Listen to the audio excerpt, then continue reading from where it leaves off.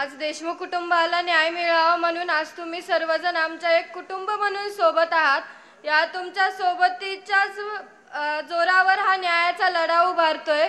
पण आज मी एक सांगू इच्छिते, ही घटना झाल्याच्या दिवशीपासून मनोज दादा हे त्यात घटनेच्या दिवशीपासून आमच्या सोबत आहेत.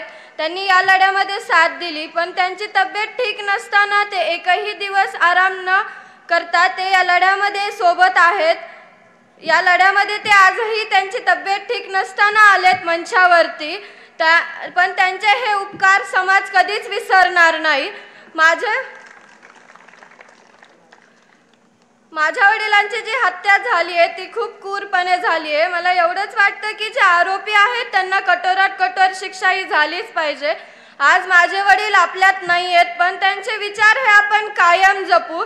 त्यांच्या नावापुढे स्वर्गवासी लावायलाही आज आम्हाला म्हणजे माझ्या कुटुंबियांना, मला गावकऱ्यांना आज खूप दुःख होते.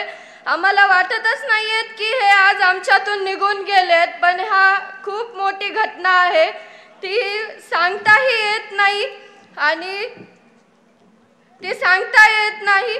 म्हणजे आम्ही तर आज त्यांची वाटच बघतोय.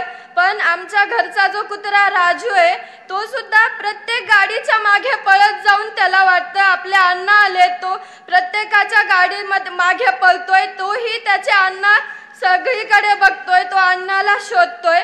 आणि जरीही न्याय व्यवस्था आणि पोलीस प्रशासन माझ्या वडिलांना न्याय देण्यासाठी जर पद आणि सरकार या पुढे म्हणजे कमी पडत असेल, तरी आई तुझा भवानी मी तुला एवढंच सांगते की आता तूच माझ्या वडिलांना न्याय दे. आणि या खुनामध्ये जे कोणी आरोपी असतील त्यांचा नरसंहार कर. या धाराशिव जिल्ह्यातून मी आई तुळजा भवानीला एवढीच मागणी करते. धन्यवाद.